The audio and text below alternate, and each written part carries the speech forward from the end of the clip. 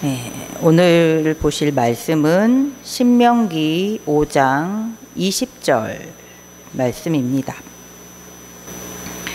예, 한 절 다 같이 읽어보겠습니다. 네 이웃에 대하여 거짓 증거하지 말지니라. 아멘. 예, 지난주에 봤었던 말씀은 이제 도둑질하지 말지니라 였습니다. 도둑질 한다라는 것은 다른 사람의 것을 몰래 빼앗거나 숨기거나 속이거나 하는 것입니다. 도둑질을 하는 것은 내 것보다 다른 사람이 가진 것, 이웃의 것을 내가 더 원하는 것이죠. 그것은 하나님께서 나에게 주신 것을 만족하지 못하는 것이 됩니다. 그래서 다른 사람에게 주신 것을 인정하지 못하는 거죠. 하나님의 뜻, 하나님의 생각, 하나님께서 결정하시고 하신 일에 대한 도전이 되기도 합니다. 그래서 우리는 하나님께서 각자의 몫으로 주신 것을 인정하고 만족할 수 있어야 합니다. 하나님께서 나에게 주신 것을 귀한 은혜다, 선물이다 라고 생각할 수 있어야 됩니다. 그래서 다른 사람의 것을 바라보지 않아야지 되죠. 나에게 주신 것에 집중하는, 그래서 그것을 감사해 하는 성도가 되어야 합니다. 앞으로 하나님께서 나에게 주신 것이 또 어떤 것들이 더 있을지를 기대하면서 하나님만을 바라보는 성도가 되시기 바랍니다. 오늘 말씀은 이제 9번째 계명이죠. 네 이웃에 대하여 거짓 증거하지 말지니라. 증거한다라는 이런 단어는 재판하는 그런 자리에서 이제 사용을 하는 단어죠. 히브리 원어상에서도 이제 재판할 때 이제 증언한다, 증거한다 그런 의미로 사용한다라고 이 단어를 설명해 주고 있습니다. 재판을 할 경우 재판장이 공정하게 재판을 해야 합니다. 그것은 아주 중요합니다. 그래서 신명기 1장 16절 17절에서 앞에서 저희가 한번 봤었죠.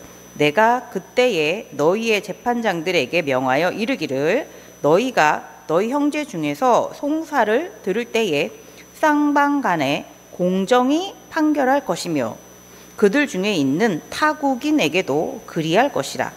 재판은 하나님께 속한 것인즉 너희는 재판할 때에 외모를 보지 말고 귀천을 차별 없이 듣고 사람의 낯을 두려워하지 말 것이며 스스로 결단하기 어려운 일이 있거든 내게로 돌리라. 내가 들으리라 하였고. 모세가 하나님의 말씀에 따라서 각 지파에 지혜 있는 사람들, 지식 있는 사람들, 그리고 사람들한테 많이 인정받는 사람들을 택해서 각 지파의 수령으로 삼고 그들에게 이제 재판을 맡겼습니다. 그러면서 재판하는 사람은 쌍방간에 공정하게 재판을 해야지 된다라고 말을 합니다. 이스라엘 자손이든지 타국인이든지 부자이든지 가난한 자이든지 차별 없이 재판을 해야 한다라고 말해 주었습니다. 그래서 재판장이 이제 공정하게 재판을 해야죠. 그래서 공정하게 재판을 하려면 증거가 분명하게 있어야지 됩니다. 진실한 증거가 필요합니다. 그런데 이 고대 사회에서 그렇게 분명한 진실한 그런 증거로 채택할 만한 것들이 무엇이 있을까요? 그래도 오늘날에는 정말 많은 증거들이 있습니다. 곳곳에 CCTV도 좀 많이 있고, 물론 그거로 다 안 잡히기도 하지만 그래도 CCTV에 꽤 많은 범인의 그 정황들이 포착되는 것들이 있죠. 뭐 전화 녹취 같은 것도 되고, 지문 감식, 뭐 DNA 검사, 뭐 요즘은 그나마 이것저것 증거로 채택할 만한 그런 것들이 많이 있습니다. 그런데 이 옛날에는 그런 것들은 당연히 없으니까 오직 목격자의 진술, 증인의 그 증언, 그런 것들이 유일하고 아주 최대의 그런 증거가 될 수 있습니다. 그렇기에 증인된 사람은 진실만을 증언하고 증거해야 합니다.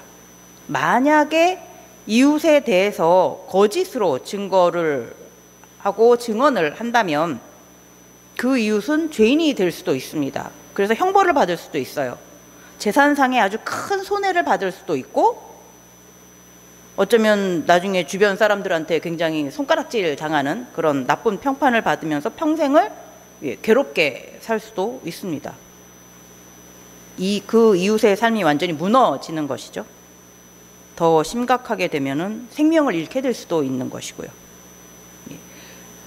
증인은 진실하게 증언하는 것이 굉장히 중요합니다.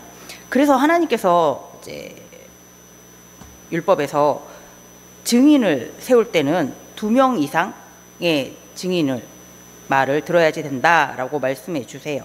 신명기 19장 15절에 사람의 모든 악에 관하여 또한 모든 죄에 관하여는 한 증인으로만 정할 것이 아니요 2 증인의 입으로나 또는 3 증인의 입으로 그 사건을 확정할 것이며, 한 사람 말만 듣고서는 올바르게 판단하기 어렵습니다. 뭐 친구들끼리 간에도 뭐 아주 사소한 일에도 이 친구 얘기만 듣고 판단하기 조금 헷갈리는 것들이 있잖아요. 그렇게 일상생활에서도 한 명의 말만 들어서는 정확하게 모르는 일이 많습니다. 그러니 재판할 때는 더욱이 2명, 3명 이상의 증인의 말을 듣고 재판을 하는 것이 좀 더 공정하게 재판을 할 수가 있을 것입니다. 그런데 그런 하나님의 마음, 좀 더 공정한 재판을 할 수 있도록 하기 위해서 하신 이 하나님의 이 말씀을 나쁘게 악용한 그런 사건도 있습니다. 거짓 증거에 대해서 좀 대표적인 사건이죠. 나봇의 포도원 사건입니다. 열왕기상 21장 13절에 보면 때에 불량자 2 사람이 들어와 그의 앞에 앉고 백성 앞에서 나봇에 대하여 증언하여 이르기를 나봇이 하나님과 왕을 저주하였다 하매 무리가 그를 성읍 밖으로 끌고 나가서 돌로 쳐 죽이고, 나봇의 포도원이 탐이 났던 아합 왕과 그 부인 이세벨 여왕이 불량자 2명을 거짓 증언자로 세웁니다. 그래서 나봇이 하나님을 저주했다라고 누명을 씌웁니다. 2명의 증인이었으니까요. 하나님의 말씀대로 증인 2명을 세웠으니까 그 2명 증인의 말을 듣고 나봇은 하나님을 저주한 사람이다 라고 죄인이 되었습니다. 그래서 그 죄의 형벌로 돌에 맞아 죽게 되었습니다. 참 사람이 이렇게 지혜롭습니다. 악한 쪽으로. 악한 일을 도모하는 데서는 참 지혜가 있습니다. 이렇게 거짓 증거로 사람이 죽었습니다. 그리고 진짜로 이 거짓 증언자가 살인자가 될 수도 있습니다. 신명기 17장 7절에 보면 이런 자를 죽이기 위하여 증인이 먼저 그에게 손을 댄 후에 뭇 백성이 손을 댈지니라. 너는 이와 같이 하여 너희 중에서 악을 제할지니라. 하나님께서 어떤 사람이 정말 죽어야지 되는 그런 죄를 지었을 때요, 증인이 먼저 저 사람은 정말 나쁜 짓을 했습니다, 죽어 마땅한 하나님 앞에 큰 죄를 지었습니다 라고 증인이 분명히 그 사람의 죄를 밝혔을 때요, 그 사람은 이제 돌에 맞아 죽어야지 되는데, 그때 제일 먼저 그 사람에게 돌을 던질 수 있는 사람은 그 증인이에요. 왜냐면 이 사람은 내가 정말 저 사람이 하나님 앞에 큰 죄를 지은 것을 내가 직접 봤다라고 증언을 했으니까 당당하게 그 사람에게 징계의 돌을 던질 수 있는 것이죠. 진짜 진실하게 말한 증인이라면 당당하게 그 사람에게 돌을 던질 수 있을 거예요. 그러나 거짓으로 증언한 사람이라면 다른 사람들 앞에 자기가 거짓 증언했다라는 걸 티 안 내려니까 던지긴 던지겠죠? 그럼 이제 그 사람은 돌에 맞아 죽을 거예요. 이제 그 사람은 이제 살인자가 되는 거죠. 다른 사람들은 모른다 할지라도 하나님은 다 알고 계시죠? 그 사람은 살인자가 됩니다. 이렇게 거짓 증언자는 진짜 살인자도 될 수가 있는 것입니다. 그래서 증인은 증언을 할 때 진실해야 합니다. 거짓 증거, 거짓 증언을 하면 안 됩니다. 그리고 하나님께서 이렇게 만약에라도 거짓 증언, 거짓 증거, 위증을 하게 되면 처벌을 주십니다. 신명기 19장 18절 20절 보면은 재판장은 자세히 조사하여 그 증인이 거짓 증거하여 그 형제를 거짓으로 모함한 것이 판명되면 그가 그의 형제에게 행하려고 꾀한 그대로 그에게 행하여 너희 중에서 악을 제하라. 어떤 모함을 당한 이웃이 있습니다. 근데 거짓 증거를 했어요. 그래서 그 사람은 그 죄에 대해서 처벌을 받게 됩니다. 그런데 내가 거짓 증거했다라는 것이 밝혀지면 이 사람이 받아야지 되는 그 처벌을 거짓 증거한 사람이 받아야지 되는 거예요. 이 사람이 뭐 만약에 죄값이 뭐 5배로 배상을 해줘야지 되는 그런 처벌을 받게 되었다면 그것을 제가 해야지죠. 제가 이제 5배로 배상을 해주거나, 만약에 이 사람이 사형이 내려진 상황이라면 거짓 증거한 사람은 내가 이제 사형을 당하게 되는 것입니다. 하나님 그렇게 하라 라고 하십니다. 거짓 증거를 하는 것이 얼마나 무서운가를 말씀해 주고 계시죠. 그래서 앞에 저희가 봤었던 나봇의 포도원을 빼앗았던, 그래서 거짓 증인을 세운 아합 왕과 이세벨 여왕도 나봇이 받은 그 죽음의 그 죄를, 그 벌을 받게 됩니다. 열왕기상 21장 21절 23절에 보면 여호와의 말씀이 내가 재앙을 네게 아합 왕에게 내려 너를 쓸어버리되 네게 속한 남자는 이스라엘 가운데 매인자나 노인자를 다 멸할 것이요.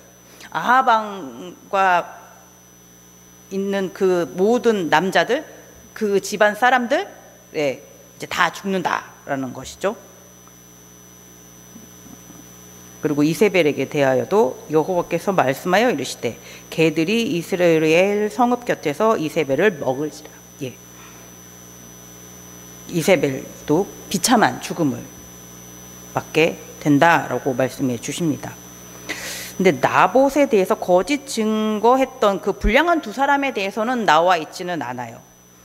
하지만 하나님께서 거짓 증거한 사람을 세운 아합 왕과 이세벨 여왕을 이렇게 처벌하셨으니 당연히 그 앞에서 거짓 증거했던 그 불량자 2명도 하나님께서 마땅한 징계를 내리셨으리라 봅니다. 예. 이웃에게 거짓 증거하지 말라라는 이 말씀은 좀 더 넓은 의미로서는 모든 형태의 거짓말은 하지 말라라는 말씀입니다. 시편 101편 7절에 거짓을 행하는 자는 내 집안에 거주하지 못하며 거짓말하는 자는 내 목전에 서지 못하리로다. 계시록 22장 15절에서도 개들과 점술가들과 음행하는 자들과 살인자들과 우상숭배자들과 및 거짓말을 좋아하며 지어내는 자는 다 성 밖에 있으리라. 거짓 증거하는 자, 거짓말하는 자는 다 하나님의 성 바깥에 있게 된다 라고 말씀해 주세요. 하나님과 함께 거할 수 없다 라고 말씀하십니다. 그래서 거짓 증거하지 말라, 거짓말하지 말라 라고 말씀해 주십니다. 하지만 사람들은 왜 거짓말을 할까요? 요한복음 8장 44절 말씀 같이 한번 보겠습니다. 너희는 너희 아비 마귀에게서 났으니 너희 아비의 욕심대로 너희도 행하고자 하느니라. 그는 처음부터 살인한 자요 진리가 그 속에 없으므로 진리에 서지 못하고 거짓을 말할 때마다 제 것으로 말하나니 이는 그가 거짓말쟁이요 거짓의 아비가 되었음이라. 마귀는 처음부터 거짓말하는 자, 거짓말쟁이, 거짓의 아비라고 예수님께서 말씀해 주고 계십니다. 그렇기에 거짓말하는 자, 거짓 증거하는 자는 마귀의 뜻을 따르는 자죠. 마귀와 뜻이 같은 자, 마귀의 자녀라고 말씀합니다. 그렇기에 하나님의 자녀된 자라면 더욱 거짓 증거를 하면 안 되죠. 거짓말을 하면 안 됩니다. 거짓말을 미워하고 거짓말하는 것을 멀리 해야 합니다. 지금 이 신명기 시점에서 이제 모압 평지에 있는 이스라엘 자손들, 출애굽 2세대들은 이제 곧 가나안 땅에 들어가게 됩니다. 그런데 그 가나안 땅에는 이미 여러 족속들이 살고 있습니다. 그들은 우상을 숭배하고 있습니다. 그들은 음란한 생활을 하고 있었고 타락해 있었고 거짓이 만연한, 하나님 앞에 죄악이 가득한 그런 삶을 살고 있습니다. 그런 곳에 이제 이스라엘 자손들이 이제 들어가게 되면, 그래서 그들을 만나게 되겠죠. 그들과 이제 교류가 이루어질 수도 있겠죠. 그러면 이제 그들의 문화, 그들의 풍습, 그들의 생활 방식 같은 것들도 이제 접하게 될 것이고, 몇 가지를 이렇게 받아들이게 되는 것들도 있을 수 있습니다. 그렇게 되면 그들의 그런 죄악된 풍습을 이스라엘 자손들이 하나씩 두 개씩 따라하게 될 수도 있습니다. 그러면 이스라엘 자손은 그들이 하는 것이니까 라고 막연하게 생각했다가 하나님 앞에 죄를 지을 수도 있습니다. 하나님께 죄라는 것을 인지하지도 못한 상태에서 어느 순간 죄를 따라가게 될 수도 있습니다. 저희가 봤었던 민수기 25장에서 그런 일이 있기도 했습니다. 시딤에 이스라엘 자손들이 머물러 있었을 때 모압 여인과 미디안 여인들이 이스라엘 자손들을 유혹했습니다. 그래서 바알브올을 섬기게 된 적이 있습니다.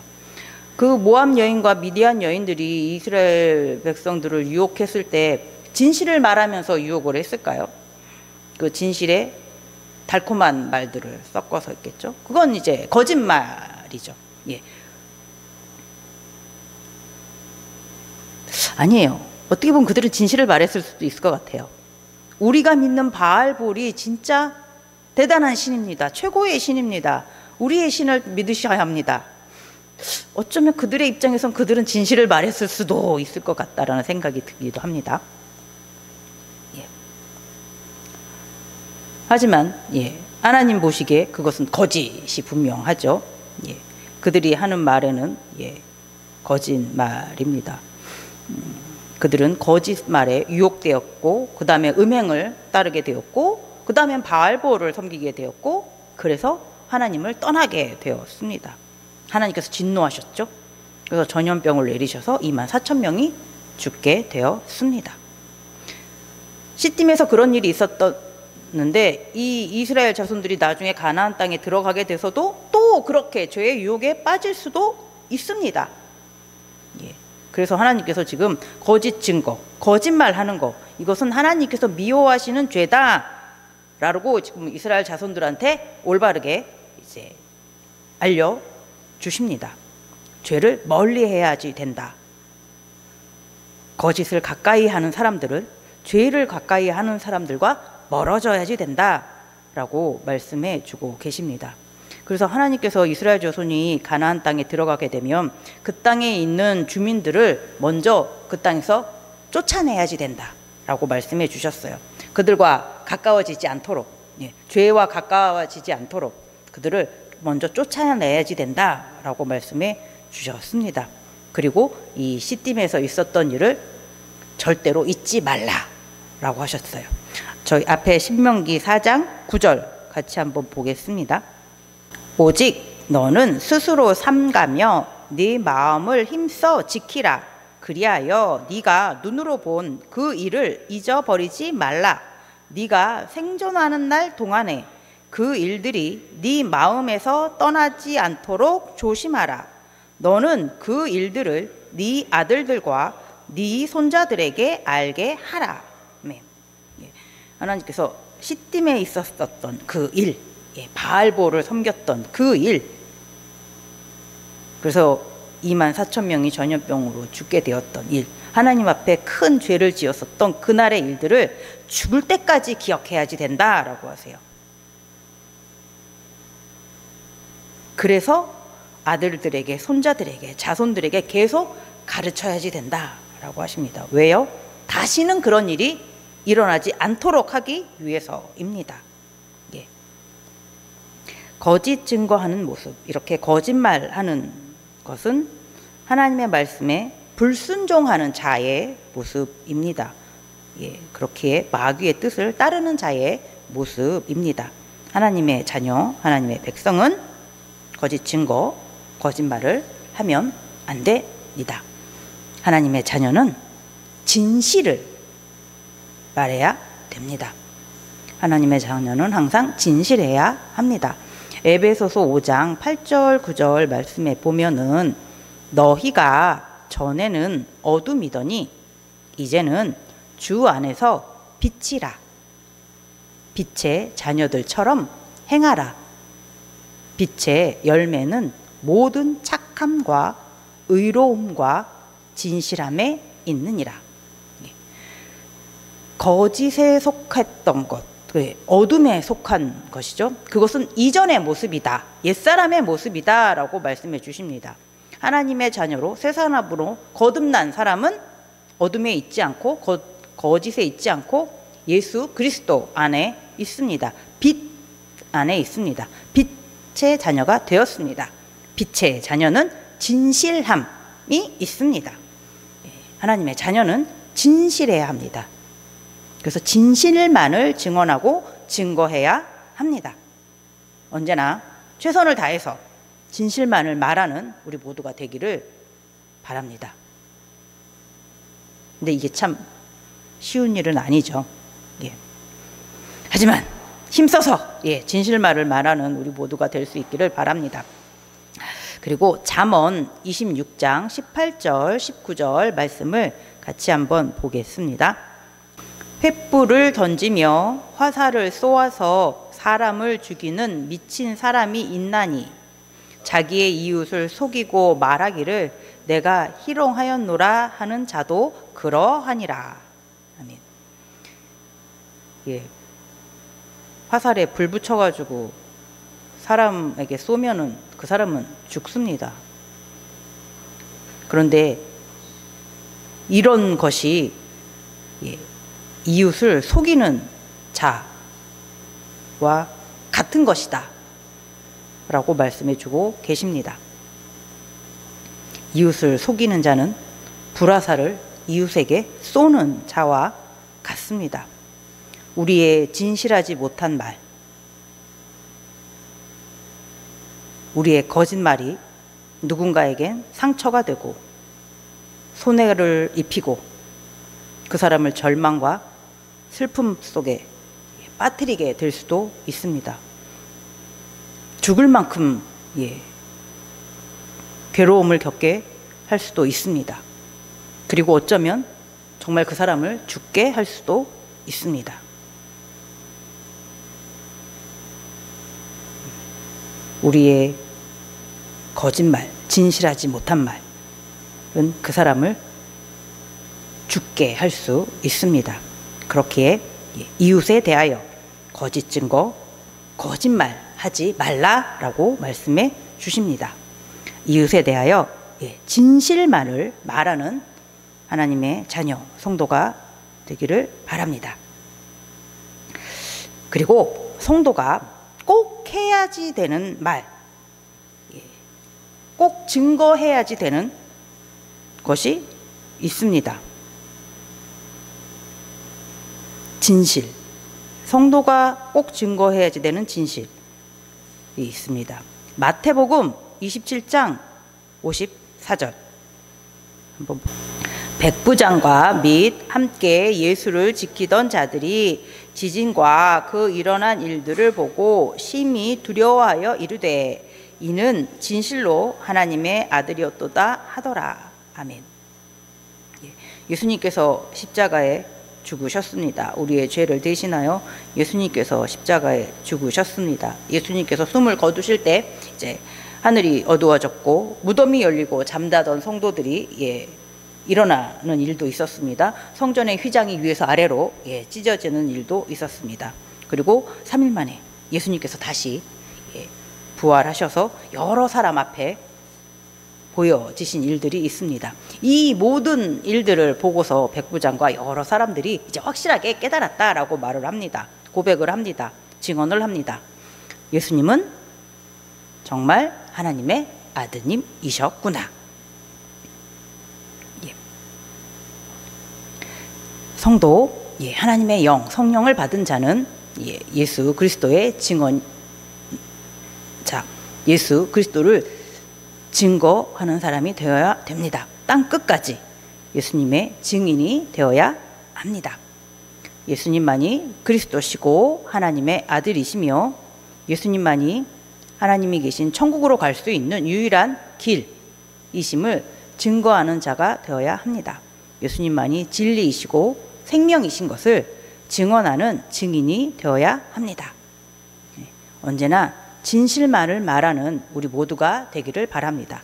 그 진실은 바로 예수님만이 그리스도이시며 하나님의 아들이시고 길이요 진리요 생명이신 것을 말하는 것입니다.